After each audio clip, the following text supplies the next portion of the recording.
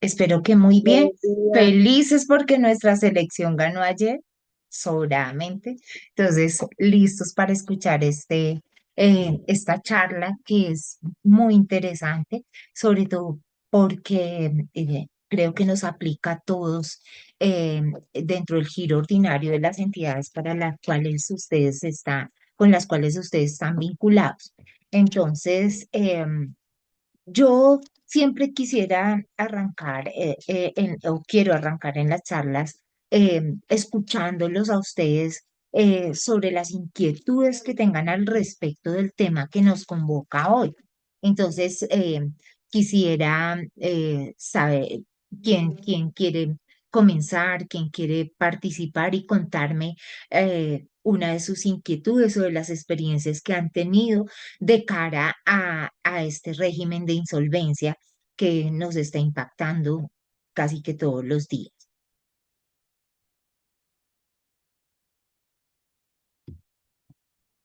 ¿Ninguno? ¿Están tímidos hoy?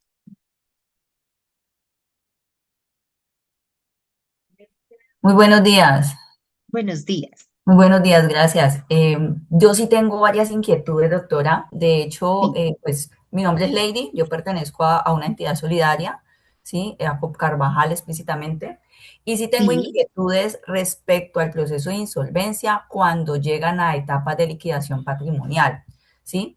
Eh, Nosotros dentro del proceso, ¿sí? Nosotros tenemos, digamos que una causal de exclusión, que es decir que el asociado cuando esté en proceso de insolvencia, pues debamos de realizar ese proceso de retiro forzoso.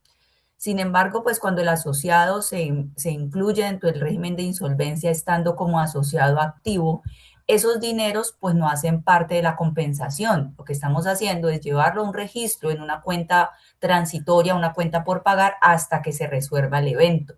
Si la persona llega a acuerdo, pues naturalmente esos dineros, una vez terminado el acuerdo, se devolverían. Pero si no se llega al acuerdo y si se entra a una etapa de liquidación patrimonial, pues quedan también ahí en reserva hasta que el juez determine qué se va a hacer con esos dineros. Pero hay, digamos que ciertas inquietudes respecto a ese desenlace.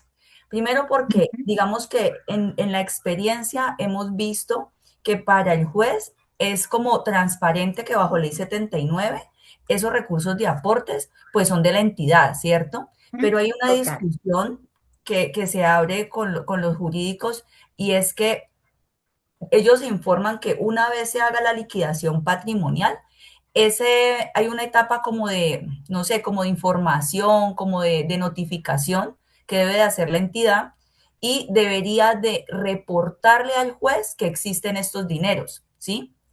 Entonces, digamos que con todo el respeto, pues yo difiero un poco del tema, porque cuando la persona hace parte del proceso de insolvencia, él da fe, ¿sí? De sus condiciones patrimoniales y debería de ser el momento en el cual el titular deba reportar esos recursos a nivel de aportes o de ahorros que tenga con la entidad.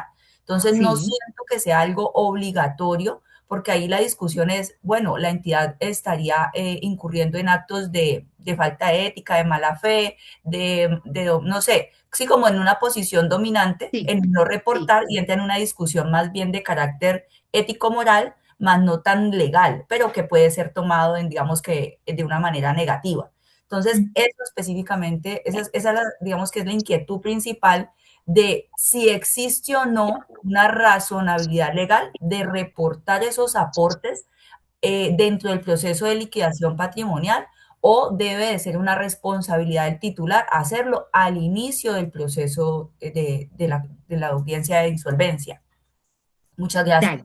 ¿Me recuerdas tu nombre, porfa? Lady, doctora. Gracias, Lady. Bueno, esa pregunta tuya, mira que es excelente porque las entidades que están, la mayoría de quienes están acá, somos del sector solidario, ¿cierto? Y tenemos que tener en cuenta que las cooperativas son las entidades sin ánimo de lucro que tienen legalmente una prelación frente a las demás entidades que son de economía solidaria. ¿vale? Hay unas prerrogativas en esta área y yo soy del resorte en que el tema de los aportes, y concuerdo contigo, de que esos deben tener un especial amparo porque además debe existir una reciprocidad con la cooperativa o con la entidad, ¿sí? En temas de cooperativas, tengamos en cuenta eso, Lady. Entonces, voy a comenzar a abordar todo el tema, porque pues digamos que el tiempo es un poquito limitado, pero vamos a ir resolviendo y esta la dejo para el final cuando ya lleguemos a la liquidación. Quiero que tengan en cuenta algo siempre y es que muchas veces tanto los conciliadores, ¿sí? Porque todo arranca a partir de los conciliadores o las notarías que están autorizadas para que puedan llevar este trámite del régimen de insolvencia, que en primer lugar, espérame, Lucía tiene la mano levantada. Dime, Lucía, y discúlpame que no te había eh, tenido en cuenta. Cuéntame. Buenos días, muchas gracias. Yo le hablo también de un fondo de empleados y la consulta era una persona que se declare en insolvencia. Nosotros podemos darle por terminado ese contrato dado que esa persona ya no está generando aportes ni ningún tipo de pago y demás. Lo que pasa es que tenemos personas en insolvencia en este momento que ellos no se quieren retirar, o sea, como que por estar en insolvencia dicen no me va a retirar y ya. Entonces, lo que nos ha tocado hacer es como congelarle la deuda para no generarle más intereses y demás, pero pues tampoco están generando. Y los aportes pues también los dejan de pagar obviamente en ese tiempo. ¿Y qué hacer en esos casos con esos aportes en caso tal de que efectivamente se haga el retiro? Pues sí podemos contar con esa opción. Ok, bueno, Lucía, a eso te contesto lo siguiente. Mira que básicamente cuando una persona no se presenta a este régimen, empieza a tener como unos salvavidas, llamémoslos así, ¿sí? Donde uno, todo lo que son los procesos ejecutivos y demás quedan suspendidos, es decir, las medidas cautelares y demás casi que se llevan a donde está la conciliación o si no se llega a un acuerdo en el periodo de conciliación ante el juez civil que él conocería de ese proceso. ¿Qué juez civil conocería? Del domicilio de la persona, del el deudor que está presentándose a este régimen de insolvencia, ¿sí? Juez civil municipal hasta menor cuantía. Y si sería de una mayor cuantía, son los jueces civiles del circuito. Ahora, algunas personas, pues donde viven, donde están domiciliados, si no llega a existir un juez de esos, acudirá al circuito judicial más cercano para radicar esto, ¿vale? Entonces, tenemos que tener en cuenta que eso puede ser una posibilidad que no puede discriminarse la persona, no puede como interrumpírsele esos derechos. Sin embargo, también en el fondo tiene unas prerrogativas, ¿cierto? Y básicamente parte de los activos de los fondos son los aportes de esa persona que está vinculada y no aportando, pues debería dejar de ser parte del fondo, ¿sí? Una cosa es la deuda y otra cosa el ser parte del fondo, ¿sí? Al no cumplir, porque recuerda que los estatutos, uno, deben estar alineados con la Constitución y las leyes para que sean válidos y tengan plena aplicación, ¿sí? Entonces, si una de las causales es que la persona deje pagar los aportes para desvincularlo del fondo, ¿cierto? Y en términos generales, podríamos, para mí y en mi criterio, podríamos desvincularlo, hacerle todo el procedimiento, el debido proceso, y no por el tema porque está en régimen de insolvencia, sino porque no está cumpliendo con las obligaciones que tiene frente al fondo. ¿Vale? Básicamente los aportes.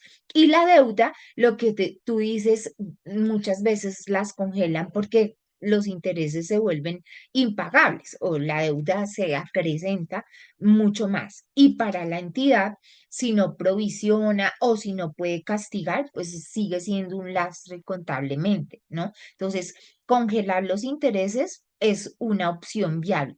Sin embargo, es algo de lo que debemos desmitificar, que en el régimen de insolvencia no es que no se imponga a los acreedores no cobrar intereses, sí, una tasa justa y obviamente en el plazo que él va a estar en ese régimen de insolvencia, ¿vale?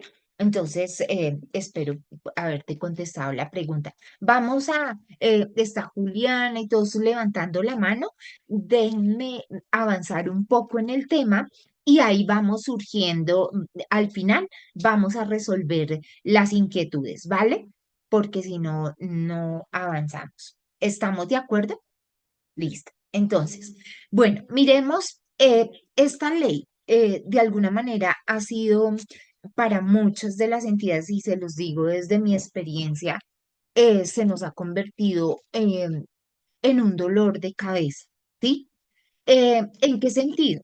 Muchas personas están acudiendo a este régimen de insolvencia, pero muchísimas. No sé si a ustedes les pasa, tengan una estadística en sus entidades, pero está sucediendo todo el tiempo. Casi que, como uno lo dice coloquialmente, esto se volvió como por deporte, ¿no? Entonces, hay que tener en cuenta que cuando nosotros somos convocados a las audiencias de conciliación, ¿sí? Estar preparados para hacerle las preguntas al conciliador, porque hay unas obligaciones que cuando yo entro a una audiencia de esas, el deudor no las está cumpliendo y el conciliador está emitiendo un auto donde acepta es sin el lleno de los requisitos. Entonces, esta ley lo que busca, su objetivo real, es que de manera razonada, ¿sí? Y justo las personas puedan acceder a él, ¿cierto? Pero cumpliendo con esos requisitos que son estrictos, sí o sí debe tenerlos, ¿sí?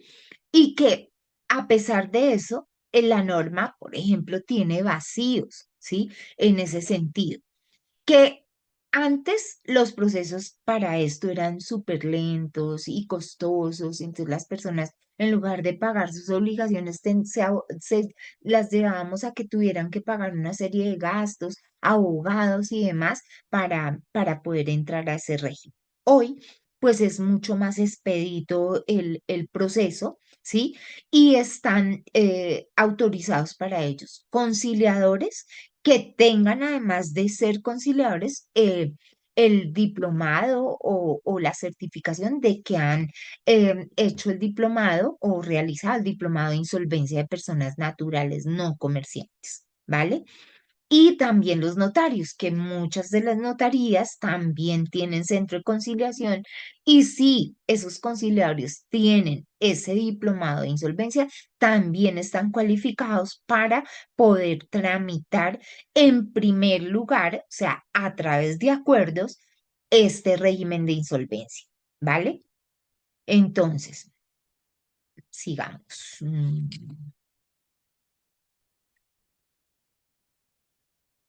Listo. ¿Cuáles son los objetivos de esa ley? Básicamente, recuperar económicamente a la persona. Hay que desmitificar eso de que si la persona se somete a este régimen, pues está perdida económicamente. Sí, tiene unas situaciones especiales porque su capacidad de pago no está, digamos, está por debajo de las deudas que tiene. ¿Sí? Porque no hizo un análisis suficiente, porque también las entidades no en el riesgo de sobreendeudamiento no lo analizamos bien, etcétera, ¿sí? Entonces, ¿qué busca esto? Acuerdos que le permitan facilitar esos pagos. No quiere decir que la ley, digamos, valide que la persona no pague. La persona debe pagar, ¿cierto? Ya por acuerdos o por la voluntad de de los acreedores, es decir, algunos pueden decir que pague solo el capital, pero no implica que la ley obligue a los acreedores a que no haya una liquidación de intereses. Existe esa liquidación de intereses claramente, pero se le da la posibilidad en el tiempo, ampliar el tiempo. Recuerden que esto puede hasta en 10 años esta persona poder pagar esos créditos. Proteger el patrimonio mínimo de la persona. Fíjense ustedes que aquí lo que se hace, qué efectos tienen cuando él se acoge, que si tenemos procesos ejecutivos en curso, donde hay medidas cautelares, ¿cierto? ¿A qué van a llevar esas medidas cautelares si hay, si se pierde, si el deudor pierde el proceso y se continúa con la ejecución de la obligación? Es que se le rematen los bienes en pública subasta. ¿Cierto? Y todos sabemos que en esas públicas subastas el valor del remate no es un valor justo. Entonces, muchas veces las personas terminan con los bienes rematados y siguen debiendo, ¿sí? Y sin bienes, ¿sí? Para poder continuar adelante, ¿cierto? O no se les permite la posibilidad, venda el bien, véndalo comercialmente con avalúos comerciales y páguenlo, ¿no? El efecto de esos remates son eso. Tome su dinero de ese producto del remate y si sigue debiendo, sigue debiendo. La sentencia de un proceso, pues amplía esa ejecución, amplía el término hasta por 10 años que nosotros podemos estar persiguiendo a la persona si tiene nuevos bienes, ¿vale? Bien, dar una segunda oportunidad. Está muy de moda ese término de una segunda oportunidad. Y es cierto, es decir, que la persona pueda abocarse a cumplir con esos acreedores, pero tiene limitantes. Si usted se somete a esto, no puede después estar contrayendo nuevas obligaciones o no pagando, porque ese acuerdo se terminaría, ¿cierto? Entonces, una vez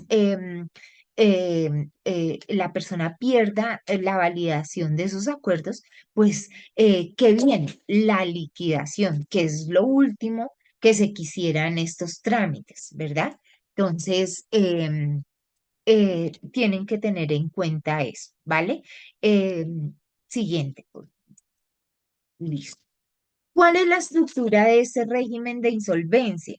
Esa estructura, lo primero, la primera etapa es la negociación de esas deudas, es decir, que los acreedores se convierten como si fueran, voy a decirlo como metafóricamente, en una junta, ¿cierto? En un cuerpo colegiado donde, por supuesto, hay una prelación. Recordemos que cuando nosotros contraemos deudas, tenemos diferentes tipos de garantías, ¿sí? Entonces, las garantías pueden ser, cuando es solamente mi firma, es un crédito quirografario, ¿cierto? Solamente me prestaron 100 millones de pesos, libre inversión y con solo mi firma. No tengo garantías, ni avalistas, ni nada de eso, ¿vale? Entonces, esos créditos que son quirografarios son el último orden, ¿sí? Pero los créditos que tienen garantías reales, sean hipotecarias sobre inmuebles o prendarias sobre bienes muebles, ¿cierto? Están en otro tipo de acreencias. Van en primer lugar. Entonces, recordemos la graduación de créditos. El primero es si la persona tiene tributos que le adeuda al Estado colombiano, entonces va primero el Estado colombiano, como por ejemplo DIAN, IVA, retención en la fuente, esos van de primeros. Luego, si le adeuda al Estado local, es decir, a los municipios, ese sería segundo, estarían por debajo, ¿cierto? Y debemos tener en cuenta también las acreencias laborales, si tiene empleados, y los alimentos, que de eso no hablamos. Y nosotros, existe cuando hay acreencias laborales, también el registro del REDAN, que el REDAN es el registro, es una base de datos creada por la ley. Permítanme que yo no me las memorizo, pero se las tengo aquí, el REDAN. La ley 2097 de 2021, que eso sería algo bueno que ustedes implementaran, consultar o pedirle la certificación cuando ustedes tramiten o estén estudiando los créditos a las personas, ¿sí? Porque pueden ser deudores morosos de alimentos y esto los pone en una situación de que no pueden vender bienes, no pueden ser contratados por entidades públicas, ¿no? Esta base de datos la lleva la Superintendencia de Industria y Comercio, así lo estipuló la ley, y hay que tener en cuenta eso para temas. Si es deudor alimentario, ese entraría también dentro de los del primer grado. Los siguientes serían los acreedores quirografarios, ¿sí? Y ya, en adelante los demás. Entonces, en esa posición estaríamos dentro de esa negociación de deuda. Los pagos podrían darse en el plazo de 10 años, ¿no? Y podrían ser concomitantes para todos o ir terminando con cada uno de acuerdo con la prelación de los créditos, ¿vale? Todo eso debe ser convalidado en esos acuerdos, ¿sí? Esa convalidación, ¿quién lo hace? Extraproceso, antes de ir al proceso ante el conciliador o ante los notarios que tienen centro de conciliación o que tienen conciliadores aprobados por el Ministerio de Justicia y del Derecho, ¿vale?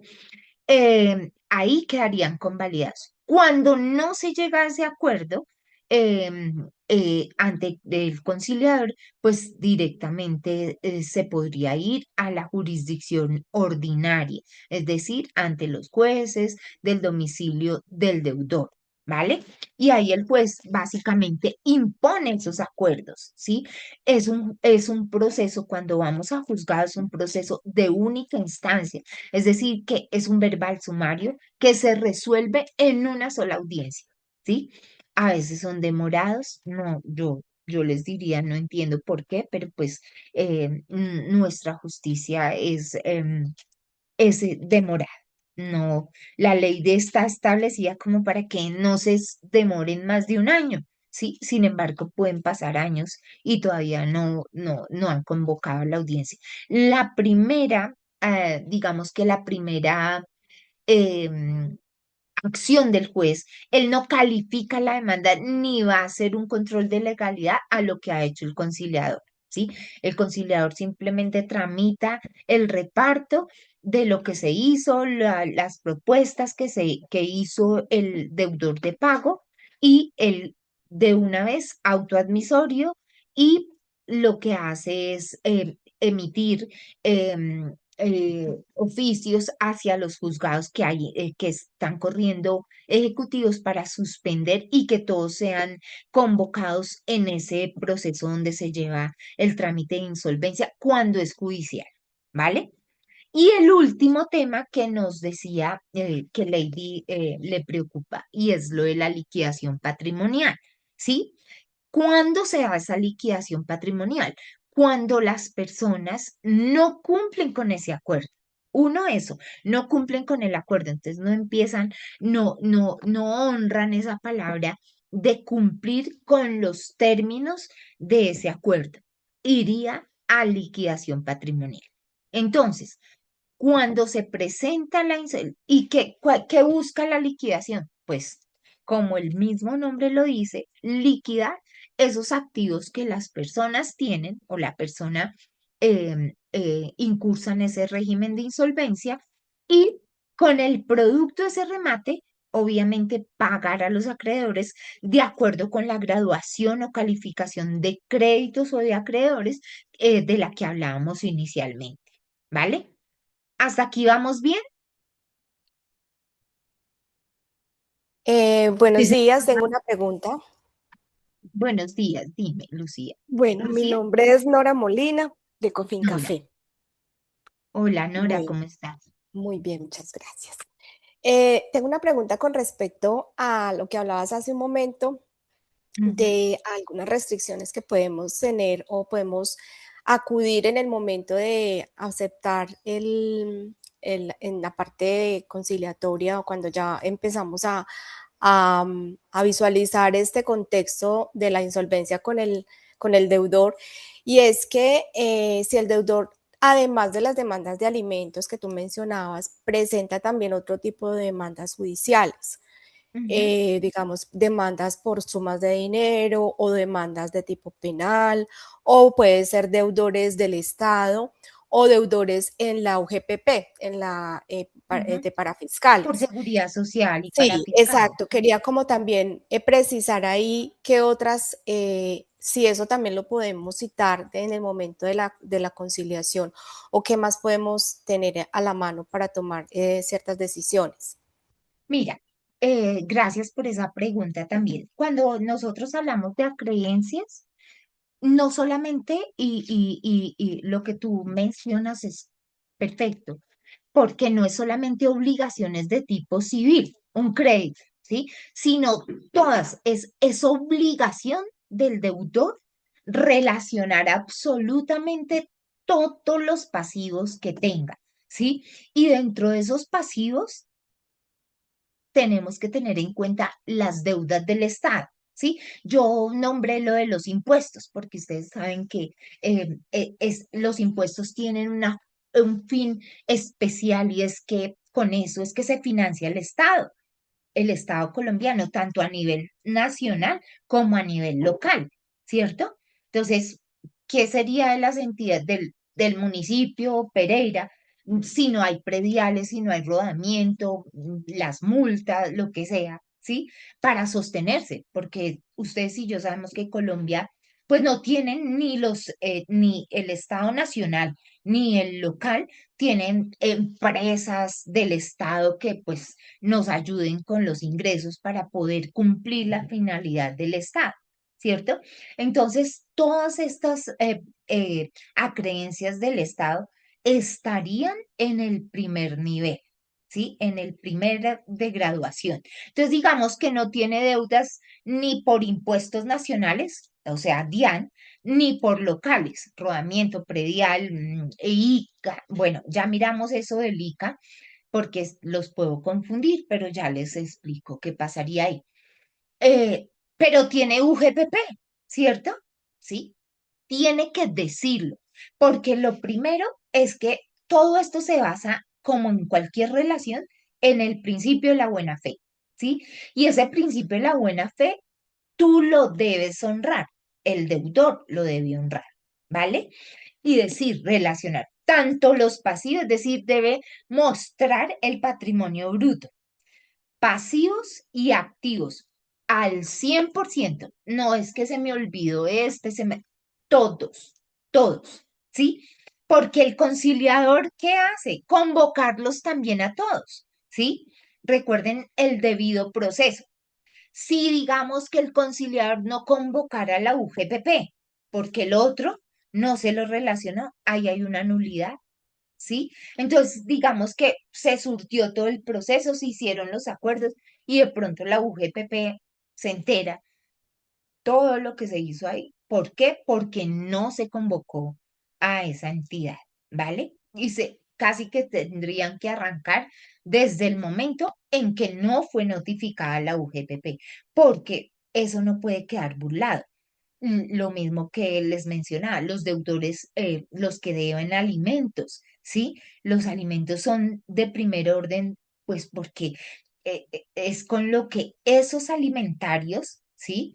Pueden satisfacer sus necesidades vitales, ¿sí? Y el Estado no puede desconocerlo porque hay unas deudas. Tan cierto y tan importante es las acreencias alimentarias que recuerden que cuando a nosotros nos van a, a, a, a cobrar alimentos por vía judicial, ¿sí? ¿Qué dice el juez? 50% para que usted viva alimentante y pague sus deudas y todo eso, y el otro 50% para satisfacer las necesidades de los alimentarios, ¿sí ves? Entonces, yo no puedo decir, es que no, mire, yo debo, eh, me gano 10 millones, pero pago en deudas 9 millones, solo me queda 1 millón de pesos para pagarle a los alimentarios. Pues la humanidad iría en vía de extinción, ¿ves? Entonces, la ley, ¿sí? Código de Infancia y Adolescencia, Código Civil, que es 50% para que usted viva porque no interesa que siga vivo, que no lo embarguen, que nada de eso, ahí está. Y ahí meta sus deudas y vivir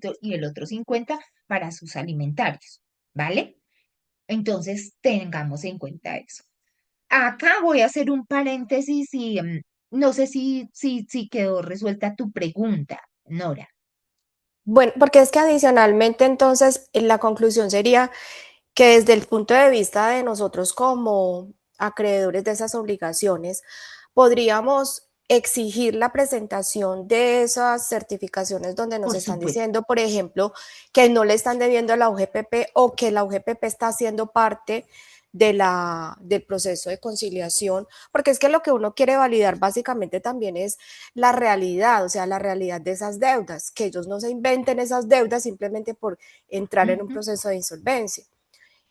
Adicionalmente, esos terceros, sí, que aparecen ahí como acreedores de esas personas que se están entrando en insolvencia, si esas personas también las podemos, no sé, consultar o enviar Ujú. a la DIAN para que sean consultadas o para que sean investigadas, si efectivamente esas personas sí tienen esas cuentas por cobrar a esta persona que se está declarando en insolvencia, porque todo ese cruce de información le ayuda en el contexto pragmático, o sea, en la práctica, en realidad si esta persona sí se está declarando esas deudas tributariamente o son cosas inventadas. ¿Mm? Total. Mira, les voy a poner un ejemplo rápido. En una audiencia que convocaron a una entidad que yo asesoro, ¿sí? Ingreso a la audiencia y entonces lo primero que yo pregunto, y mira, esto es parte de lo que todos tenemos que concientizarnos. Ojalá que la gente no tuviera que llegar a esto, ¿cierto? Pero algunos casos son necesarios porque también nosotros como entidades financieras, a veces perdemos, digamos que la parte de recuperación, dice, no, es que tiene que pagar. Entonces la persona ofrece pagar, mire, levanta la mano y dice, yo tenía que pagarles una cuota de 2 millones de pesos, pero resulta que me vi una enfermedad sobreviniente, no puedo pagar, no puedo seguir trabajando al ritmo que mis gastos se redujeron, reestructúrenme. Y a veces nos mantenemos rígidos en eso, que no, o la persona está en mora, ofrece pagar de 10, ofrece 7, en tantas cosas. No, tiene que ser un solo contado, y si la persona está mal, y a veces también como que no entendemos eso, y al final entonces las personas se van a esto y saben qué quedamos nosotros en 10 años. O en los procesos ejecutivos los jueces no nos traen la plata al otro día, ¿sí? Los títulos que podamos tener ahí porque hay embargos de ingresos, ¿sí? No van a llegar hasta que no haya una sentencia en firme. ¿Y cuántos años pueden pasar? Y mientras esos años de la sentencia, la entidad no está recibiendo, mientras que si hago un acuerdo de pago con la persona y esa persona lo honra, ajustamos a sus posibilidades, nos llega la plata todos los días. Entonces, digamos que eso también es para que todos, como una comunidad acreedor y deudor, lo miremos. Ahora, lo que tú dices frente a esos, a informar, y vuelvo al caso que me pasó, ¿sí? Yo llego y miro, le digo, venga, pero acá no está la relación de los créditos que la persona tiene, porque mientras el vínculo con el deudor esté abierto, nosotros tenemos la posibilidad o podemos consultarlo en la central de riesgo. Es importante que ustedes tengan esas autorizaciones para consulta que sean bien realizadas, ¿sí? Que digan que yo lo puedo colocar, que en el evento que vaya, empiece a cesar sus pagos, algo, yo puedo consultarlo. Por ejemplo, da vivienda. Yo le debo a vivienda ya todos los años, hace una consulta masiva que yo me veo ahí porque yo pago mi data crédito para rastrearme porque alguna vez me suplantaron. Entonces estoy pendiente de eso y todo eso anualmente porque yo tengo un crédito alto con la vivienda. ellos me consultan, ¿sí? ¿Por qué? Por gestión de riesgo. Esta señora, mire, se está sobreendeudando, cómo está rastreando. Lo mismo cuando se presenta en la insolvencia. Entonces, ¿qué encontré con esta señora? ¿Sí? Ella planteó como 5 obligaciones, ¿sí? Y no más. Y que ya estaba mal, que se ganaba 6 millones y de esos 6 millones de pesos solo le queda disponible 1 millón de pesos para pagarle como a 5 acreedores. Revisamos el data crédito, ¿sí? Y resulta que la señora había en un mes antes de presentarse a la, a la, al régimen de insolvencia en ese centro de conciliación de Medellín, entre otras, em, la señora había tramitado al mismo tiempo como 6 créditos más, con Avista, con no sé, con varias entidades, ¿sí? Y entonces yo le digo al conciliador, mire, eso no está acá, eso es ilegal, ella está cometiendo un fraude, porque eso es mentir, y mentir ante una entidad, una autoridad que tiene facultades para llevar a cabo este acuerdo, eso es un fraude. ¿Sí? Y está mintiéndole a todos y no informó de manera clara, correcta y expedita todos sus pasivos y todos sus activos, ¿sí? Entonces la señora, que me contestó la abogada, no, es que la señora tiene una enfermedad que su enfermedad es sacar créditos, tomar créditos así deportivamente, ¿sí? Pero eso nada tiene que ver, tenía que haberlo relacionado. Conclusión, se suspendió la audiencia para que la señora relacionara todo eso, ¿sí? Y el conciliador, que desafortunadamente en eso pecan, debe exigir antes de convocar, porque primero está la solicitud, él debe analizar, venga, hacer un cuestionario, pregúntale, le debe al Estado, le debe a la UPPP, todo eso, inclúyame absolutamente todo. Recuerden que a veces nosotros los humanos nos hacemos, la ley dice, debe relacionar todos los activos y todos los pasivos, ¿vale?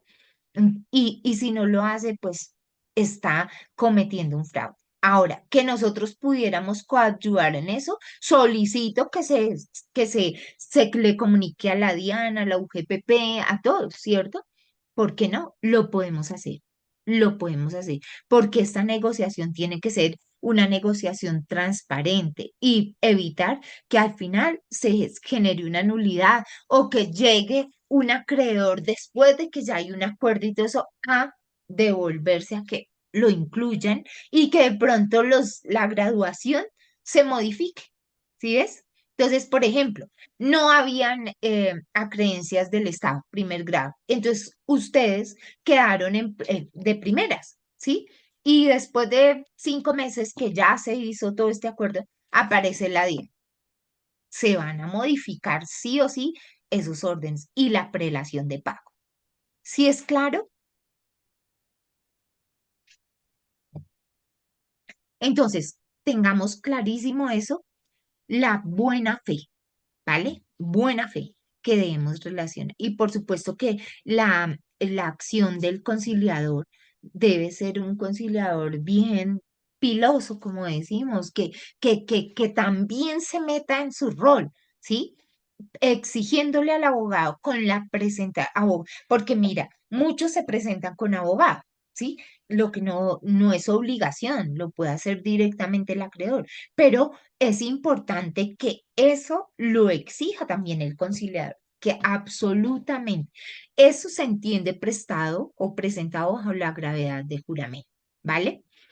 ¿Quiénes se pueden acoger? Y acá hago un paréntesis, porque la ley dice que para personas naturales, no comerciantes, pero también trae una excepción que dice que los pequeños comerciantes se pueden acoger.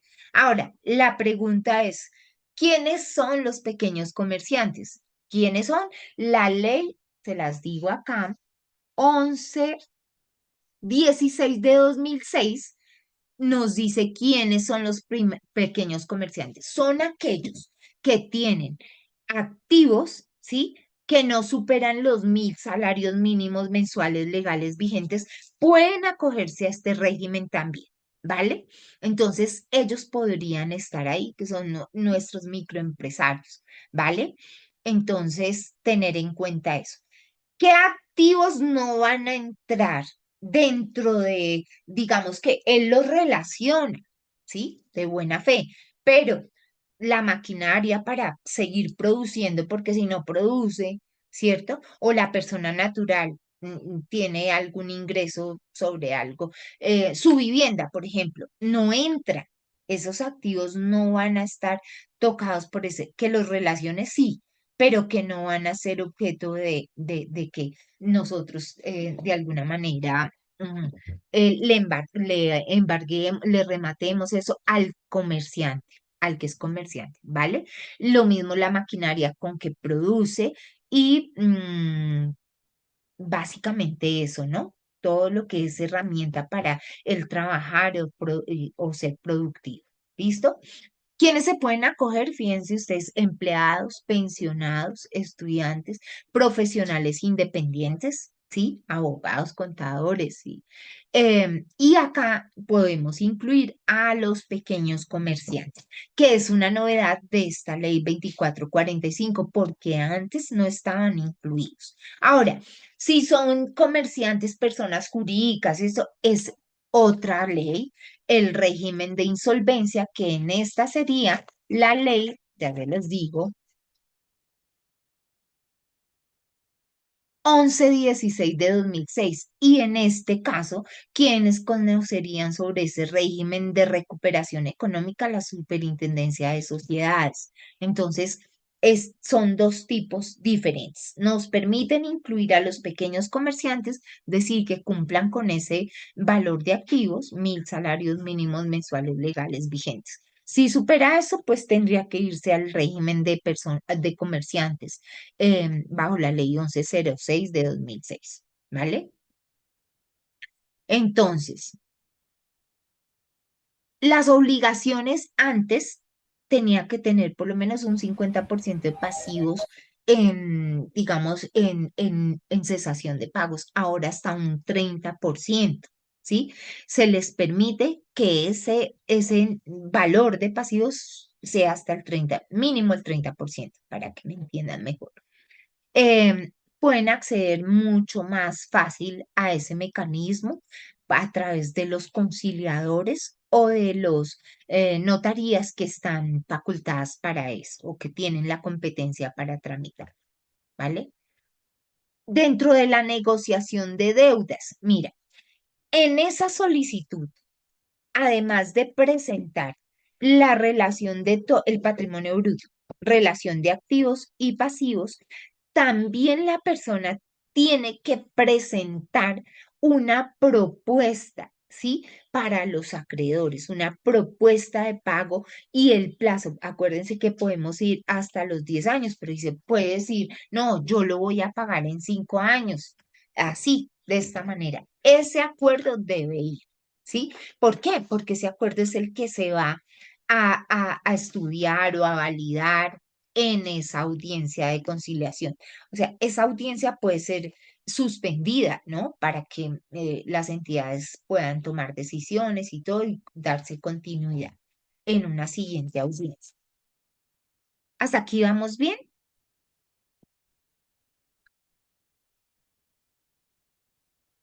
Sí, señor. Vale. Listo. ¿Cuál es el rol del conciliador? Lo hemos dicho, revisar los documentos, ¿sí?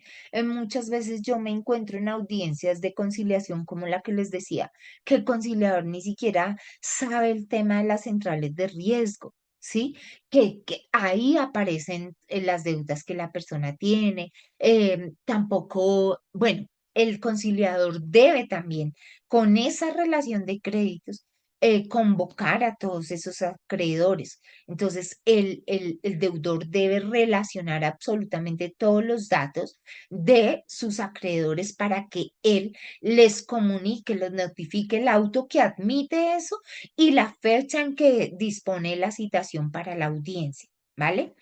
Eh, ¿Qué hace el conciliador? El conciliador no puede imponer, no puede imponer a que un deudor acepte un pago. ¿sí? El conciliador lo que es un tercero que busca acercar tanto a deudor como a acreedores, ¿sí? Para que lleguen a un acuerdo. ¿Puede proponer fórmulas de arreglo? Sí las puede proponer, ¿sí? Pero nunca imponerlo. Si finalmente no hay un acuerdo, necesariamente se tiene que radicar en reparto ante la jurisdicción ordinaria, es decir, los jueces civiles del domicilio del deudor, ¿vale? Obviamente esto opera bajo la virtualidad. Ustedes saben que eh, eh, eh, la pandemia trajo como características de que explotáramos mucho más este régimen de la virtualidad o escenarios de la virtualidad, porque virtualidad ya existía en los autorizada por las leyes, ¿sí? Sin embargo, pues no la utilizamos tanto y en la justicia solamente el contencioso administrativo era el que estaba más avanzado en ese tema. Hoy por hoy, pues casi que todo es virtual y digamos eso facilita costos, no hay traslados ni nada de eso, ¿vale? Entonces, tengamos en cuenta eso.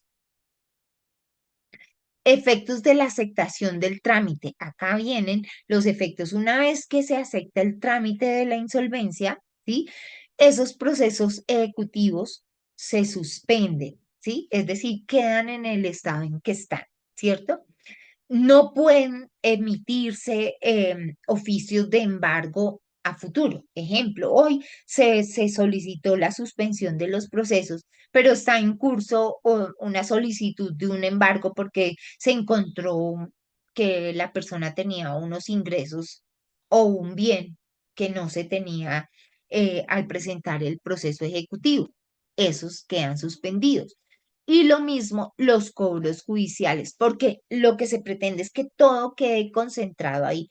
De ahí la importancia de la buena fe de ese deudor, ¿sí?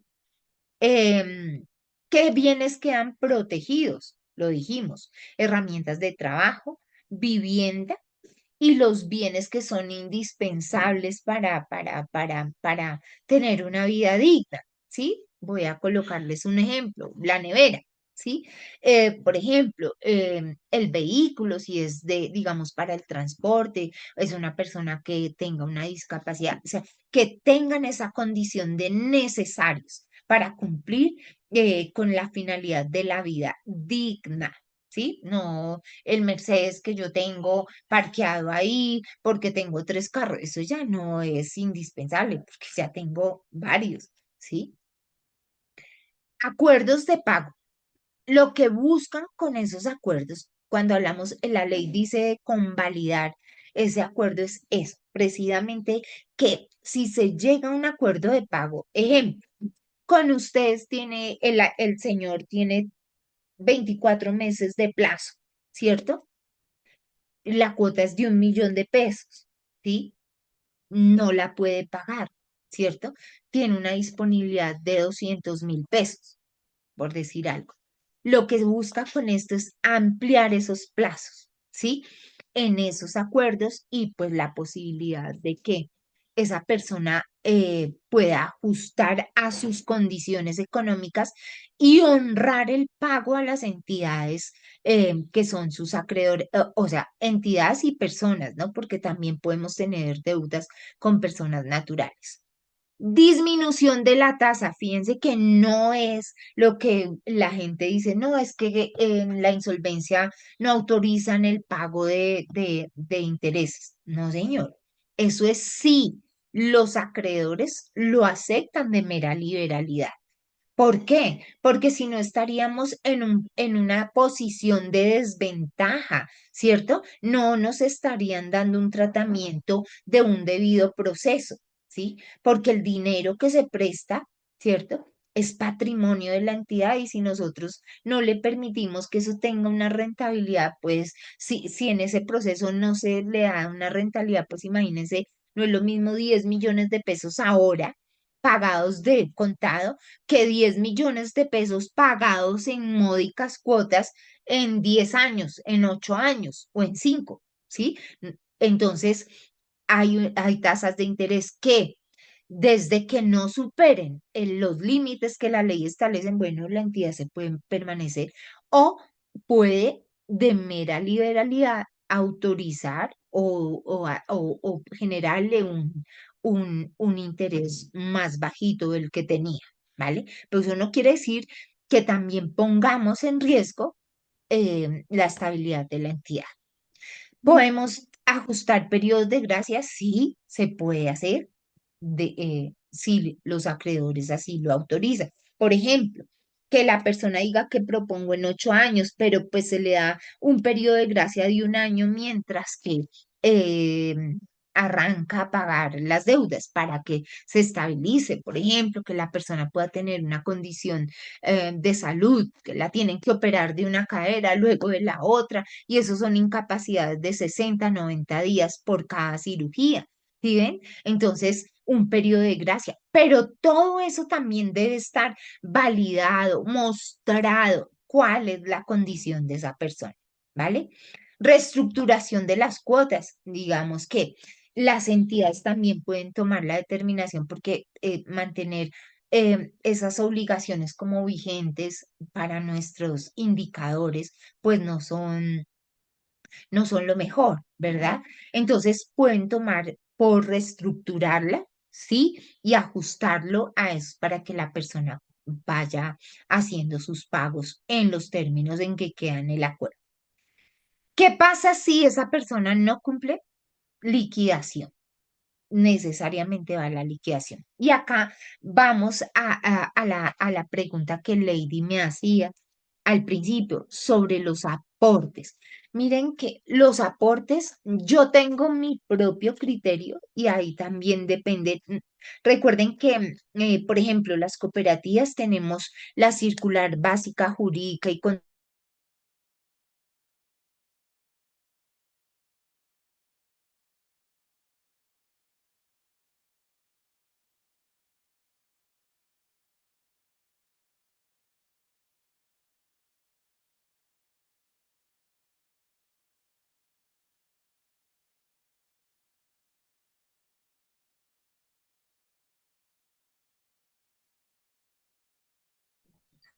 Hola, discúlpenme, pero tuve un pequeño lapsus aquí con la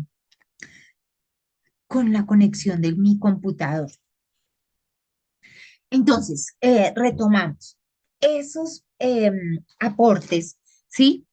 Em, de acuerdo con la ley 79 y también, digamos, aunados con la ley, con la circular básica jurídica y contable, la Superintendencia de Economía Solidaria, es importante que tengamos en cuenta defenderlo, ¿sí? Porque no es un dinero disponible para pagarle a otros acreedores. Y por la ley 79 las cooperativas tienen una prelación en eso, ¿sí? Eh, y debemos argumentarlos. De hecho, hay una sentencia que no la tengo aquí a la mano, pero la busco, del Consejo de Estado que habla sobre esto, porque digamos que los aportes son parte de que en el evento que la persona no cumpla, el asociado que no cumpla con eso, en el régimen de que los excluyamos, ¿sí? Esos aportes se pueden cruzar con la deuda, ¿sí? Entonces ahí tendríamos que analizar muy bien eso. El hecho de que nosotros, ¿quién es el que está obligado a reportar todo lo que son los activos y el patrimonio bruto? Activos y pasivos, mm, es el deudor que se presenta a ese régimen de insolvencia, ¿no? No las entidades, no los acreedores. Nosotros, ¿qué nos solicitan siempre? El estado de cuenta, el plazo, toda la discriminación de la obligación, ¿no? Pero yo soy del resorte de que esos aportes deben ser tenidos en cuenta para el pago de esa obligación. Y me iría por la prelación que tienen las cooperativas. Esto para el caso de las cooperativas, ¿no? Entonces, tenemos esa ley. Así como en las cooperativas también nosotros podemos sin tener que ir a un proceso ejecutivo, solicitar la retención de ingresos de la persona, ¿sí? Recuerden eso. Entonces, también podríamos irnos por esa línea, ¿no? Doctora, Sí, dime, qué pena con usted interrumpirla. Mi nombre tranquilo, es Jorge. yo hablo mucho. Dime, dime, te escucho. ¿Qué pasó? Bueno, qué pena. Aprovecho, Muy mi nombre buenos es Daniela. días. Dame 2 segunditos y vamos en orden. ¿Quién me habló antes? Discúlpenme. Estaba hablando de un caballero, no sé. Sí, pero no alcancé a ver quién era. Jorge Omar Bien, Bello. Dale, dale, por favor. Mire, doctora, qué pena con usted. Mira, yo soy el gerente de crédito y cartera de Coasmedas.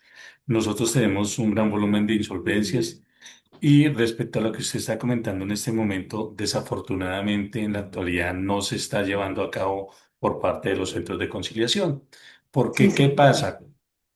¿Sí me escucha?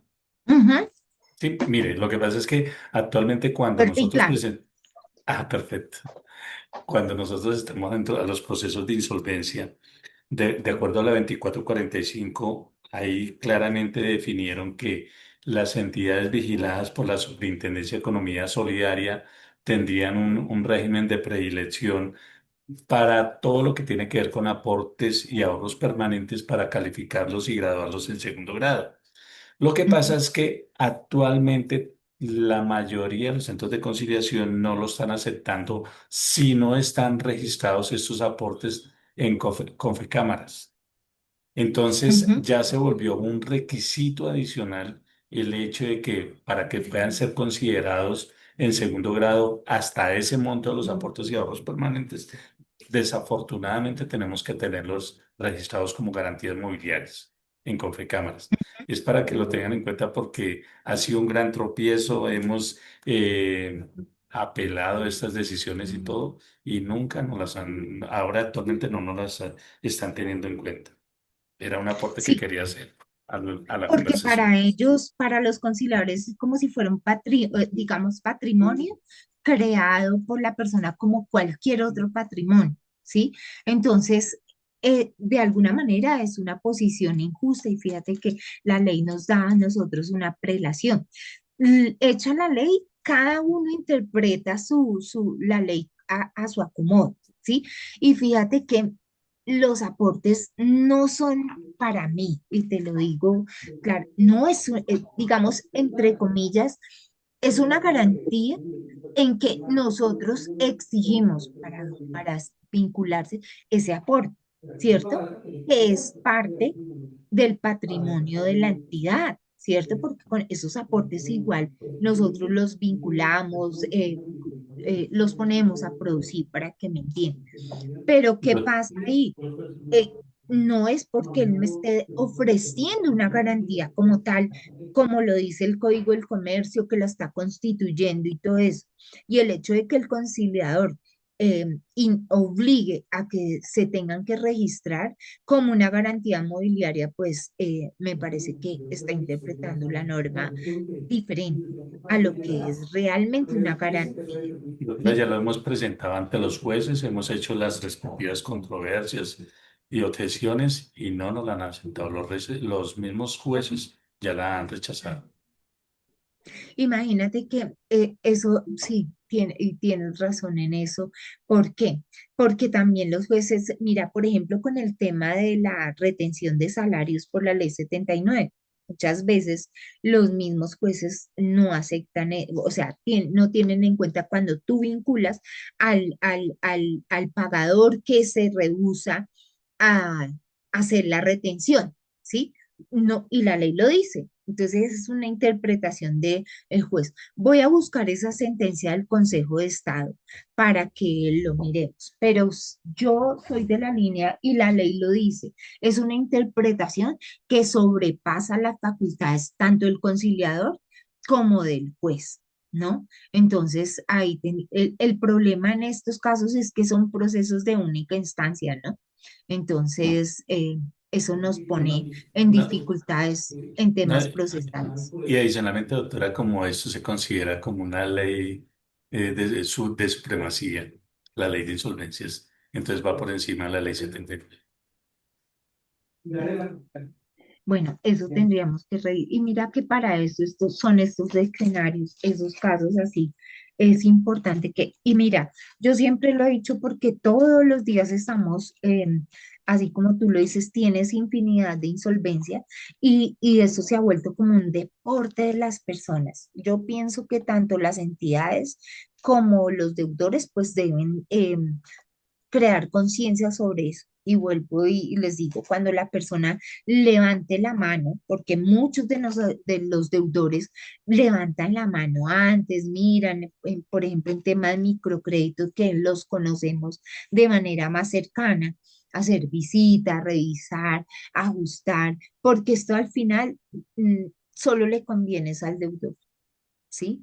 A las entidades, por ejemplo, yo tengo una que asesoro y hace microcréditos, o sea, créditos muy pequeños, es una fintech, y los ponen a pagar cuotas de 3.000 pesos y el costo bancario son 2.800. O sea, ¿sí ven?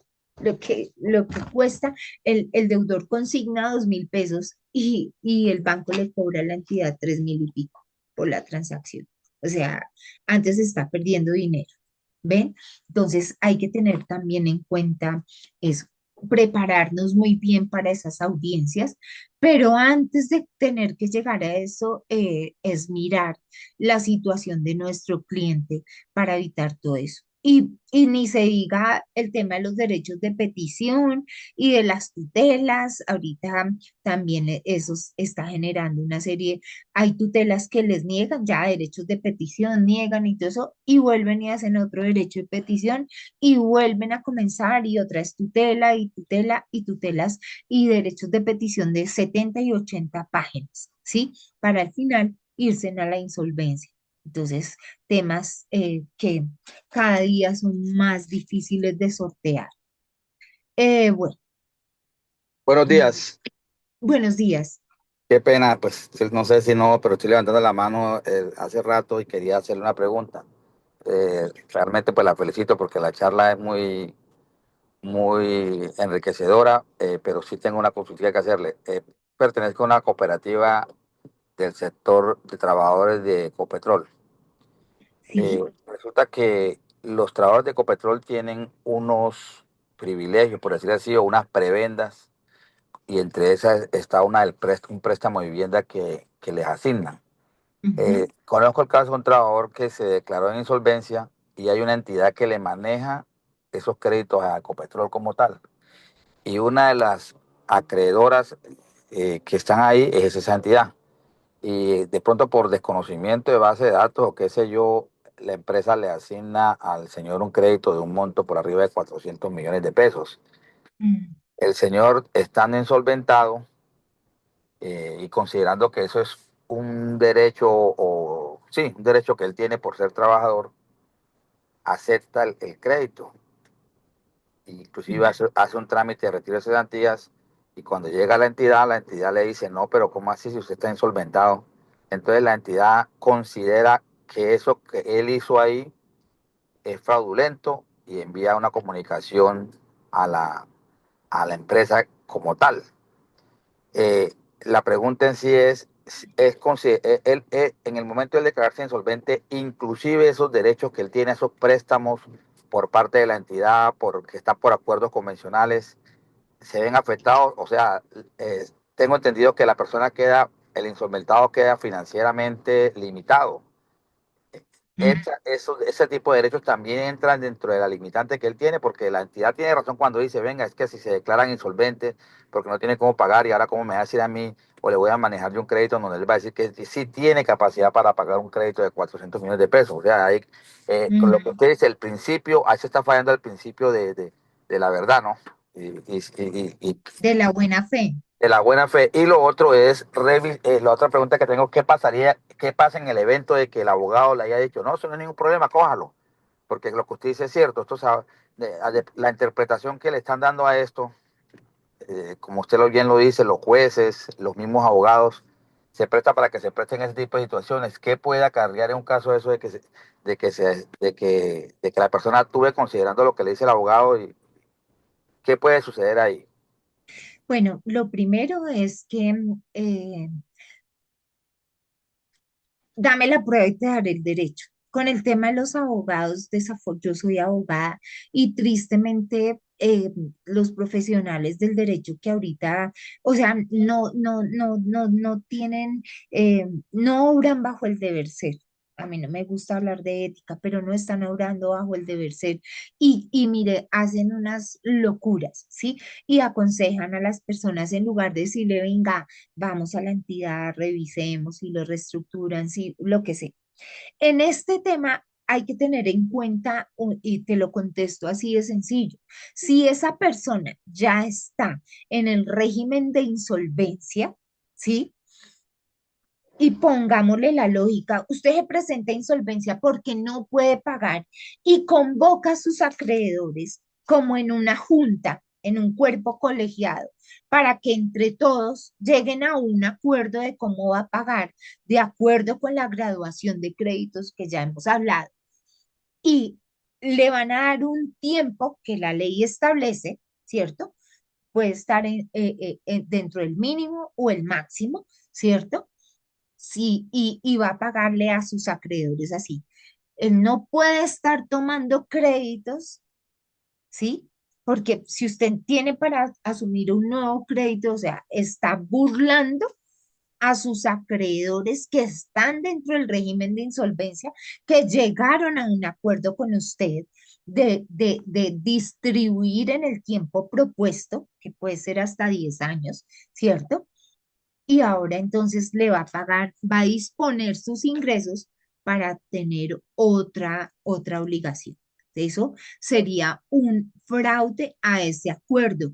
¿Y cuál sería la consecuencia? Uno, ustedes pueden, ante quien resolvió eso, digamos, si están en el conciliador o si está en la etapa judicial, informar a la autoridad que conozca de la violación de ese acuerdo, porque el señor está tomando un nuevo crédito, ¿sí? No sé, la validación en el tema de riesgo de la entidad que le otorgó ese crédito y que no logró darse cuenta de que estaba en régimen de insolvencia. Entonces ahí también hay una, hay una falla, ¿no? Lo que no quiere decir que pues que si yo tuve un error, el otro se aproveche de eso. Entonces, la consecuencia es que como él incumplió, se va a liquidación. Fíjense ustedes, se va a liquidación, ¿sí? Y digamos que usted no, la entidad de ustedes no estaría dentro del régimen de insolvencia, ¿sí? Ahí tendríamos que analizar cómo defender que ustedes tengan una graduación privilegiada, ¿no? Porque tienen garantía hipotecaria, según lo que te entendí, ¿sí? Sí, sí, la Dale. entidad queda la entidad queda con garantía hipotecaria del crédito. Sin Ujú, embargo, como usted bien lo dice, la entidad que está entre los proveedores, entre los que de una u otra forma no se hizo acuerdo porque esa entidad no le aceptó el acuerdo que presentó el abogado, sino que se dijo que se iba a liquidación. O a lo que sea, la parte de liquidación no aceptó el acuerdo de pago. Ellos, o lo propuesto por el abogado, ellos se dieron cuenta porque ellos manejan el tema, ellos sí tienen la base de datos de los insolventes que hay, entonces fue cuando le dijeron a él que había actuado de una manera fraudulenta porque él inclusive se había quedado callado y no le había dicho a ellos como entidad lo que usted me acaba de explicar. ujú, Y mm. que entonces, Fíjense que cuando uno actúa de mala fe, es que todo se vuelve como una cadena de acciones, ¿sí? Si a mí me vulneran un derecho, yo no puedo tomarme la ley por mis propias manos, por eso existen las acciones, ¿sí? A ustedes les tocaría, digamos, él está en un régimen de insolvencia, bueno, pero esa parte de ustedes no quedó en ese régimen de insolvencia. Él lo hizo vulnerando los acuerdos del régimen de insolvencia. Consecuencia uno, que si ustedes ponen ¿a esto qué presente corrido esto ya? en el régimen de insolvencia, A ver, Ale, Maguera. Ale cierras eh, pues, ¿qué sería la consecuencia? Que se va a liquidación. Y dos, ustedes pedir la nulidad de ese acto y bueno, digamos que el señor ya tiene invertido el dinero que ustedes le prestaron en esa vivienda, pues lo consecuente es que ese bien no estuviera para respaldar los del régimen de insolvencia, ¿no? Porque fue después de ese régimen. Ahí tendría que analizarse eso y analizarlo ustedes con los abogados. Mi línea sería esa. Mi línea sería esa, iniciar las acciones para que se declarara la nulidad de ese acto, porque acuérdense que digamos que el trámite, el consentimiento de ustedes de otorgarles fue viciado por la mentira de la persona. Ahora, Sí, ¿qué doctora. tendrían ustedes de dificultades que ustedes podían haberse dado cuenta que él estaba en trámite de insolvencia? Entonces ahí hay un error que pronto le puede costar caro a la hora de ustedes defender sus derechos, pero yo lo intentaría así. Hay una nulidad, ¿vale? Y que esa casa pues se las entregaran a ustedes y no fuera parte de los activos para liquidar. Sí, Terrible. sí, doctora, ¿Sí? lo que pasa es que el crédito como tal no se alcanzó a hacer porque la entidad acreedora se dio cuenta del asunto. Ah, o sea, no lo No desembolsaron, alcanzaron a desembolsarlo ni nada. pero sí podrían ustedes poner la queja de todo lo que ese señor hizo, porque eso es una muy mala fe del señor.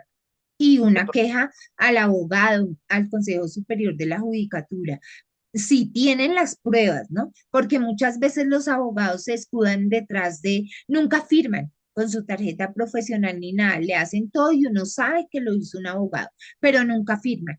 ¿Sí? Que eso es lo que está pasando con las tutelas y los derechos de petición por habeas data, que eliminen, que me borren, ahorita piden hasta, mejor dicho, el software de data crédito, ¿sí? Y si uno no les contesta todo, entonces que entendamos que tenemos que borrarlos de las centrales de riesgo y todo eso. Esa es otra charla que deberíamos tener en estos escenarios para todo lo que está. Tristemente, fíjense ustedes que las entidades, nosotros, las entidades que financiamos y estamos dentro de este sistema, no hemos hecho nada por unirnos y también sentar un precedente para que los jueces y todo, con el tema de los aportes, con el tema de la prelación que tenemos, porque es que las entidades de economía solidaria cumplen una función muy especial en el Estado colombiano, ¿sí? Y eso no puede dejarse perder, ¿sí? O sea, no puede irse el horizonte de las mismas eh, eh, entidades del Estado como los jueces o los conciliadores que pues no son parte de la rama judicial, pero sí son intervinientes en todos estos temas, ¿vale? Entonces, Sí, desafortunadamente, y esta charla también es como para un llamado a eso, o sea, yo no encuentro las entidades colegiadas que estamos dentro de esto haciendo o generando acciones para que esto sea tomado seriamente y que de verdad esa ley de insolvencia cumpla su finalidad para aquellos que realmente han tenido situaciones importantes que los alejan de el pago en las condiciones que iniciaron y no que lo hagan por deporte, ¿sí? Para exacto. que me Doctora, en este entiendan. caso, doctora, perdón, la interrumpo. En este caso, la abogada le dice verbalmente a la persona, al deudor, y él actúa de esa forma. Mm. Mi última pregunta para cerrar es, la persona de que se declaran insolvente, así sea que el otorgamiento del crédito sea una entidad que tiene el derecho a convencional, él queda, definitivamente, él no puede tomar un crédito, en este caso porque la entidad que intermediaria se dio cuenta. Pero si no hubiera habido esa autoridad intermediaria y Los estudiantes. él hubiese podido hacer, él no tenía por qué hacer uso de ese crédito, No ¿cierto? tenía, no tenía, pero mira, yo vuelvo y te digo, y lo que les digo siempre, el deber ser, Debe ¿cuál ser. es? Que honre esos acuerdos de pago, pero desafortunadamente los humanos muchas veces no oramos bajo el deber ser, ¿sí? Y, no, yo hago eso y simplemente omito eso, ¿sí? Y poder se puede, pero no se debe. Y si yo estoy dentro de un proceso de insolvencia donde ya hay un acuerdo convalidado, que ese es el paso, convalidar el acuerdo es que todos los acreedores acepten eso y empiecen a recibir el beneficio de esa convalidación, es decir, que empiece a pagarse dentro de los plazos que se pactaron, con los términos que se pactaron, si hay unas nuevas tasas de intereses, ¿sí? Si hay condonaciones o no, pero que él empiece a cumplir ese acuerdo. Y si la ¿Vale? persona ya se juega a liquidez, doctora, si la persona, porque tengo entendido que esa persona está en liquidez, o sea, ya En definitivamente dijo, liquidación. entrego esto, se fue a liquidación, que ha dicho, venga, yo entrego ya mi carro, entrego mi casa y listo, ya, porque con la entidad intermediaria no hubo ningún acuerdo porque ellos no le aceptaron la propuesta a la abogada, o sea, pero es intermediaria, como usted dice, entonces ellos le dicen, pero venga, ¿cómo así que usted va a poder pagar un crédito y no nos va a poder pagar a nosotros? Lo primero que tiene que hacer es pagarnos a nosotros lo que nos debe y después se haga su crédito. Mm, Entonces era como eso, doctora. Muchas gracias. con gusto. Muy buenos Bueno, días. buenos días, qué pena con ustedes, pero quisiera atenderlos a todos. Dale, yo no tengo, digamos, estoy para ustedes el tiempo que necesiten, ¿vale? No sé los demás. Ay, discúlpame, no, yo Tranquilo, solamente quiero hacer una observación en dale. cuanto a mi nombre es Esperanza Quintero, directora de Agencia Ecofuturo. Hola, ¿cómo estás? Yo, muy bien, gracias a Dios. Yo sí siempre tengo una duda en cuanto a la ley 79 que me dice sin previo las acciones judiciales yo puedo enviar la retención de salario. Y el comentario es que en muchas ocasiones las mismas entidades públicas y privadas Ujú. no la están aplicando y se basan a que no tenemos una libranza. Y yo tengo entendido que es diferente, o sea, la libranza es cuando yo autorizo directamente, pero si yo ante la cooperativa tengo el pagaré, tengo la carta de instrucciones, tengo todos los requisitos para aplicar a esa ley 79, ¿por qué las entidades no lo hacen? Yo te voy a contestar, que es digamos que es parte de lo que nos toca lidiar todo el tiempo. La ley es clara en eso, ¿sí? Yo puedo, la entidad, las cooperativas, ¿no? Podemos, ¿sí? Retener, eh, solicitar al empleador o al pagador, que puede ser un empleado, puede ser un contratista, ¿sí? La retención del salario en virtud de lo que ordena es un mandato legal, ¿sí? Exacto. Y una libranza opera de diferente forma, también está regulada por otra ley, ¿sí? Entonces, desafortunadamente, los abogados no estudian, no revisan la norma y deberían, porque eso es como si fuera una orden judicial, ¿sí? ¿Dónde está? Muchos le contestan a uno, no, yo no lo hago hasta que no haya una orden de un juez. La consecuencia del empleador o el pagador que no haga esa retención, ¿sí? De acuerdo con los términos de la ley 79, es que se convierte como en puedo a la hora de iniciar el ejecutivo, también pedir acciones en contra. Pero fíjense ustedes que también la lucha ahí es con los jueces, porque los jueces tampoco estudian, no entienden eso, y ahí empieza uno como el que nos decía el em, de la lucha sobre los aportes, ¿sí? Interpretan la ley y es a su parecer. Y entonces le toca a uno que interponer recurso, que para allá, para acá, y eso hace que se dilaten más las acciones, ¿sí? Sí, Entonces, la lamentable. respuesta, y yo te lo digo porque a mí me ha pasado muchas veces y le contestan a uno, por ejemplo, Colpensiones. Colpensiones es uno de esos que le contestan a uno así, que si no hay una orden judicial. Ahora, la libranza, hay un acuerdo entre el pagador y la entidad acreedora, ¿cierto? Para que ellos también revisen, hagan una especie de control de legalidad, que no se le va a retener más del 50%, que con las deudas que tienen no va a sobrepasar el 50% de su salario y todo eso, y autorizado, ellos quedan obligados a hacerle la retención y girarle a la entidad que opera bajo libranza. Pero eso es otro cuento, ¿sí? Es otro To- cuento, por ejemplo, to- una entidad que no es del sistema solidario, ¿sí? Del régimen solidario, da vivienda. hizo una libranza, un acuerdo de libranza con Colpensiones, y entonces es esa cadena del estudio, la autorización, no sé qué, y ya queda ahí. Es obligación que le hagan las retenciones que están pactadas en ese acuerdo de libranza y le gire a la entidad. La To- ley 79 es quien da ese mandato, ¿sí? No es un acuerdo de libranza el que cambiaría la norma, porque acuérdense que los contratos son ley para las partes, pero la norma es por encima. Hay una norma expresa que nos permite hacer esa retención, ¿vale? Total, doctora, eso es lo que yo digo, o sea, yo no soy abogada, pero yo digo, siempre he entendido eso, ¿por qué ellos se basan en darnos una respuesta de un tema totalmente diferente? O sea, la ley es la ley 79, el acuerdo de libranzas es otro, ¿sí?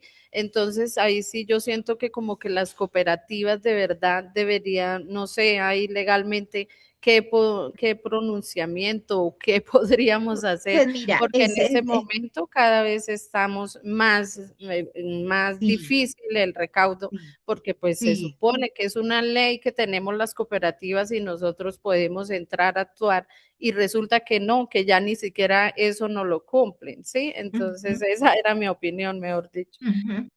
Mira, parte de la inquietud de emprender, de realizar esto, es porque desde nuestra experiencia, digamos la mía como abogada, como asesora, como litigante, ¿sí? Yo me rebusco la vida, ¿sí?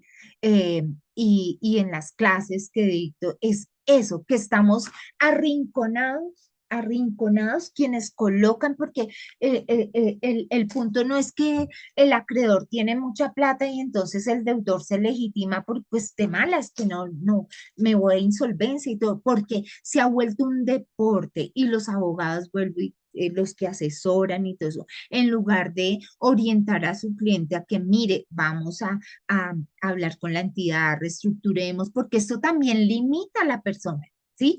De que usted no puede tomar nuevos créditos, ¿sí? Porque sí, salvo que usted muestre que sea algo para, no, es que me ordenaron un medicamento que tengo que, por ejemplo, quien sufre de fibromialgia y mensualmente le tienen que, pero no se lo da la EPS, hizo una cosa y necesita un crédito para algo vital, digamos, ahí habría como un entre comillas, ¿sí? Pero porque yo estoy tomando un para comprarme una casa de 400 millones de pesos y no tengo para pagarle a los acreedores, eso no está dentro de ese contexto, ¿vale? Sin embargo, las entidades no hacen nada. Esa es mi inquietud siempre. Yo digo, pero ¿cómo es posible que no se unan? Miren todos los casos que encontramos aquí, ¿cierto? Y yo sé que todos los que tienen las manos levantadas es porque hay una situación especial en sus entidades y todos los días nos están, digamos, disparando con derechos de petición, con eso, porque todos quieren que los borremos, que no sé qué, ¿sí? Eh, Ese es otro tema que también hay que ventilarlo y que también las entidades deberían unirse para protegernos, porque los jueces interpretan la norma como quieren, los notarios y los de los centros de conciliación, porque al final, fíjense que eso es un negocio para toda esa cadena. ¿Ustedes creen que ir a conciliación para un proceso de insolvencia, cuánto creen que cobran? Revisen las tarifas de los conciliadores, revisen los notarios, eso no es gratis. Con lo que pagan no podrían terminar un crédito. ¿Sí ven? Sí, Entonces, exactamente, y doctora. Yo tengo, simplemente nos vamos para la guillotina, las entidades que colocan dinero sin hacer nada, ¿sí ven? Sin hacer nada. Y la ley, si no hay un acuerdo, entonces se van ante el juez, ¿sí ven? Y el juez sí puede imponer con una sentencia. Y ahí quedamos, eh, pues, desamparados a mi manera de ver, porque lo que nos decía nuestro compañero de Coasmeas, creo, es, han interpuesto recursos, todo eso, no, quedamos desamparados, o sea, no hay una unión de todos para poder ser escuchados, porque lo que les decía al principio, la ley tiene muchos vacíos, es muy general, ¿sí? Entonces, sería importante esa parte, ¿vale? Entonces, no sé, eh, vemos acá. ¿Qué nos hace falta? Ojo, hablamos de que los derechos fundamentales priman sobre los derechos que son patrimoniales, ¿cierto? Entonces, la idea, por ejemplo, con el tema de los bienes que no pueden ser objeto de la liquidación, es porque se garantiza la vida digna, que es un derecho fundamental de primera generación. ¿Sí? Porque sin vida pues no hay nada, ¿sí? Entonces la persona tiene que tener por lo menos esos bienes excluidos de la liquidación siempre y cuando sean vitales para como la vivienda digna, ¿cierto? Eh, y lo que son los bienes para seguir eh, obteniendo ingresos para su subsistencia con un mínimo vital, ¿vale? Entonces, ¿qué hace la reforma? Pues tiene básicamente tres escenarios. Uno, la presentación con los acuerdos, ¿cierto? La convalidación del acuerdo cuando todos los acreedores quedan eso. Y si no se respeta ese acuerdo que esté convalidado y aceptado, entonces viene la liquidación. Sí o sí, la liquidación de la persona. Entonces, evaluar los bienes, rematarlos o venderlos, ¿cierto? Y pagarle a los acreedores en el orden de calificación, de graduación. Recuerden, primero el Estado, UGPP, DIAN, ¿sí? Acreedores alimentarios, ¿cierto? Y de ahí para abajo, hipotecarios, prendarios, quirografarios, ¿vale? Bueno, estos son casos que les tenía, pero tengan en cuenta eso digamos que, concluir. Uno, que tienen que orar de buena fe. Cuando no hay buena fe, el acuerdo, si se llegara a un acuerdo, está viciado de nulidades. ¿Por qué? Porque fíjense que el consentimiento de los acreedores no está debidamente informado, ¿cierto? Y acordaron o aceptaron cuando la persona está ocultando, por ejemplo, bienes o otras deudas que las está pagando por debajo de cuerda y a mí sí me somete a 10 años o a que le condone intereses, etcétera. Entonces tengan en cuenta eso, ¿vale? Y dentro de ese acuerdo, cuando lo presentan, tiene que ir absolutamente todo. Patrimonio bruto. Recuerden que el patrimonio bruto es el 100% de los activos más los pasivos, ¿vale? Entonces, absolutamente todos los pasivos y los pasivos incluyen UGPP, pago de acreencias laborales, ¿sí? Etcétera, tarjetas de crédito, todo, absolutamente, que le debo a una persona natural, ¿sí? Obviamente tienen que existir los soportes, ¿no? De eso, ¿no? No es inventarse deudas por inventarse, ¿no? Resulta que como cuando se liquida una sociedad conyugal, el otro aparece con una deuda de 1.000 millones de pesos firmada en una letra, ¿sí? Y el señor que le está prestando supuestamente ese dinero se gana un salario mínimo, ¿ven? Entonces, todo eso tiene que ser comprobable, ¿cierto? Y bajo el criterio o el principio de la buena fe, ¿vale?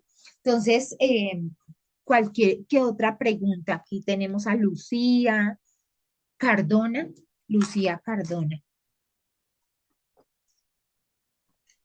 Buenos días, gracias. Es que queríamos validar. Nosotros tenemos un proceso de hace varios tiempo de una persona que estaba en casa de cobranza y el proceso ya llegó a jurídico y en ese momento ya salió el tema de embargo de la vivienda. Pero hace unos 20 días, un mes, nos llegó una notificación de Insol que se declaró en insolvencia. ¿Qué pasa con ese proceso si ya está adelantado y ya salió a favor? Bueno, La liquidación patrimonial. no entiendo. O sea, es un proceso ejecutivo de ustedes a la persona que se presentó a la insolvencia, ¿sí? Sí, ¿Y el ejecutivo ya tiene sentencia? sí, señora. Sentencia de embargo. No, no. Está con medida cautelar. Sentencia es cuando ya se surtió todo, lo notificamos, todo eso, y en el ejecutivo la sentencia se denomina que se continúa con la ejecución si vencimos a la persona, ¿vale? Y las medidas cautelares son, como su nombre lo dice, a pre- para prevenir que la persona venda los bienes que eventualmente, si no paga en el transcurso del proceso, pues se rematan, ¿sí? En audiencia, en pública subasta, etcétera. Y con el valor de ese remate se le paga al acreedor hasta donde se pueda, ¿cierto? Bien, el efecto es que si él está en insolvencia, ¿sí? Se presentó en insolvencia, ese proceso queda suspendido, ¿sí? La ejecución de las medidas cautelares, ¿sí? Entonces, ese entraría dentro de la graduación de créditos, ¿vale? Y ahí tendríamos que mirar si ustedes tienen crédito hipotecario o prendario o esquirografario. Y esquirografario estarían pues en los últimos grados de calificación. ¿Ves? Doctora, pero en este momento, sí, gracias, pero en este momento sí ya salió para liquidación patrimonial, es decir, que él debe vender todos los bienes para pagarle a todos los acreedores en este momento, pero nosotros con antelación bajo el proceso que teníamos ya había salido un embargo a nuestro favor. ¿Qué pasa ahí? Lo que te digo, una de las consecuencias de ir al régimen de insolvencia, ¿cierto? Es que los procesos ejecutivos o declarativos donde hayan medidas cautelares, esos se suspenden y esos procesos se van a concentrar dentro de esa insolvencia, ¿sí? Porque todos esos bienes que eventualmente estén embargados son activos del señor, ¿sí? Y esos activos son parte de la liquidación, si él no cumple los acuerdos, ¿ves? Entonces, entrarían ustedes dentro de todo eso. Esa medida cautelar no les da una prelación a ustedes, ¿vale? Si él está en régimen de insolvencia. Gracias. A ver, ¿quién más? González, AC González. Buenas tardes. Buenos Hola, días ¿cómo estás? todavía. Todavía. Sí, tengo una pregunta, doctora Noralba. ¿El centro conciliador cómo valida que una letra sea real, la deuda? A nosotros nos han llegado bastantes clientes donde las deudas tienen unas deudas soportadas con letras de cambio, Ujú, que pues pueden ser inventadas. exacto, sí. Sí, ¿quién valida eso? ¿O cómo Pues se mira, hace? Porque pues, o sea, uno se da cuenta que son mecanismos que utiliza la gente para poder acceder a la ley de insolvencia. ujú.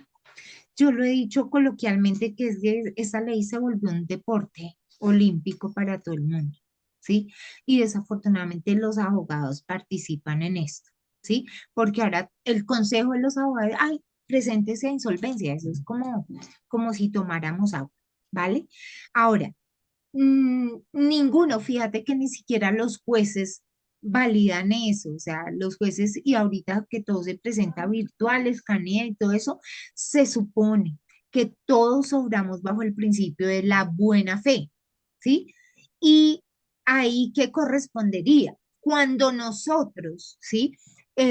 Vamos al régimen de insolvencia, estamos ante el conciliador, los conciliadores no revisan, ni siquiera están obligados a hacerlo, ¿sí? Porque lo que la norma dice, fíjense los vacíos, es que él debe relacionar su patrimonio bruto, activos y pasivos, ¿sí? ¿Qué tiene? ¿Sí? Ni siquiera está obligado a presentar los títulos, valores o títulos ejecutivos que soportan esas deudas, sino la relación, ¿sí? La relación. Ajá. Entonces, el conciliador no valida eso. Ahora, si estuviéramos ¿qué hay en las audiencias, sobre todo la primera?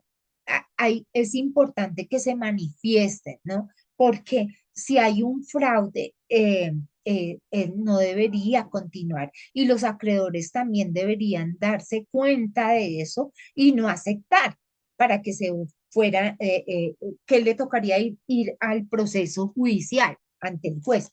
En el juez uno sí puede objetar eso y solicitar pruebas sobre el tema de las validaciones de esas deudas, ¿no? Pero pues mm, no sé qué tan fácil es, digamos, hacerlo con, por ejemplo, la declaración de renta, lo que les decía hace un rato, que una persona que me aparece en un proceso que tiene una deuda de 1.000 millones de pesos con 100 millones de pesos con una persona que no tiene bienes, que no declara renta y que se gana el mínimo. ¿De dónde sacó esa persona 100 millones de pesos? Entonces, yo en esos procesos solicito que se vincule al acreedor y se entreviste, que exhiba el título valor. En los procesos uno puede solicitar prueba grafológica porque aunque es virtual, los originales deben reposar en manos de la persona que alega esa deuda o que alega la prueba, ¿sí? Para poder desarrollar o solicitar las pruebas que validen la originalidad o todo lo que soporte, si sí tenía la capacidad de hacer ese préstamo. Pero en los conciliadores no hacen eso. Empecemos porque el conciliador simplemente es un mediador. Él ni siquiera puede imponer el fórmula eso y que logren llegar a un acuerdo, ¿sí? Y ese acuerdo es convalidado y hace tránsito a cosa juzgada si se llega a dar y presta mérito ejecutivo también, ¿sí? Si se incumplen las obligaciones, pero él no puede imponer ni siquiera analiza pruebas. No le, el caso que yo les decía, la señora, la abogada ni siquiera había relacionado. Nosotros lo consultamos, la señora un mes antes de presentar la insolvencia había sacado como 6 créditos más, ¿sí? Así seguiditos, ¿no?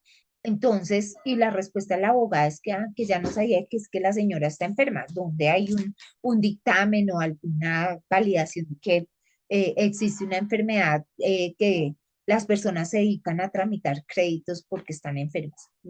Una cosa loca, ¿sí? No sé si fue Muchas suficiente mi gracias. respuesta. Tengo otra pregunta. Sí. Cuando ya, digamos, se negoció la deuda y la persona empieza a pagar sus cuotas, nosotros como acreedores, después de que la persona está en ese proceso, podemos hacer una consulta en central de riesgos para ver que no haya adquirido nuevas deudas o uno ya no lo puede Sí, consultar. mira, consejo. Cuando nosotros tenemos la autorización de consultas centrales de riesgo, yo los invito a que revisen eso y uno aprende con cada experiencia que tiene, ¿sí ven? Y todo esto nos lleva a ir mejorando todos esos documentos, ¿vale? Entonces, por ejemplo, yo lo colocaré que es amplio, que si se presenta de hecho en los pagarés uno lo debe colocar régimen de insolvencia y todo eso, mientras el vínculo siga siendo nuestro deudor, seguimos teniendo una relación y no se ha terminado esa autorización, ¿vale? Porque sigue vigente, entonces yo lo puedo consultar. Yo les ponía el ejemplo mío, la vivienda me consulta todos los años en diciembre, consulta masiva y miro esta vivienda para mirar el tema de riesgo, qué tan comprometida está un deudor de ellos en otras deudas, ¿sí? Y qué tanto pueden ellos, ¿sí? Eso les ayuda a ser predictivos en su tema de riesgo y que vengan, Oralba ha sacado más créditos, antes debía 200 millones y ahora de 600. Ojo, con ella hay que estarla rastreando, mirar, ¿sí? Y le aprietan a uno más el tema de la cobranza, estar encima, ¿sí? La cobranza de tipo administrativo, el recordatorio, qué sé yo, ¿ves? Pero mientras la relación exista, la autorización está vigente, ¿vale? Y recuerda que esa autorización de consultas centrales de riesgo no es la de la 1581 de datos, ¿no? Que me la puede revocar, no señor.